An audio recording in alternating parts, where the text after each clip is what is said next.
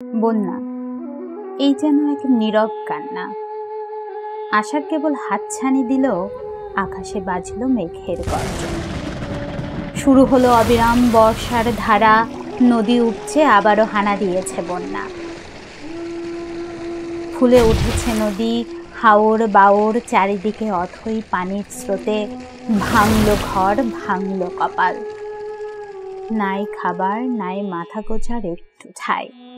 চিরচেনা গ্রামগুলো যেন এক দ্বীপপুঞ্জ। উপবাসে 2 দিন ধরে হয়নি চুলায় রান্না। বন্যা এই যেন উপকূলবাসীর নীরব কান্না। আশ্রয়ের এদিক ওদিক ছোটাছুটি, তবু পায়নি অনেকে আশ্রয় নিরাপদে। স্মৃতির ভিটে মাটি সেই সম্বলটুকু যে তলিয়ে যেতে দেখেছে আপন চোখে, কিভাবে সে থামাবে তার কান্না? তবুও হায়নারা আছে চারিপাশে চুপটি করে, একটু সুযোগের অপেক্ষায়। বন্যার অজুহাতে জিনিসপত্রের দাম বাড়ায়, মানবতা তাদের নেই বললেই চলে। বিপদে কেবল করতে চায় সদায়। বিবেক কি কভু জাগবে না তাদের? দেখে নাকি তারা মা বাবা স্বজন হারা কান্না?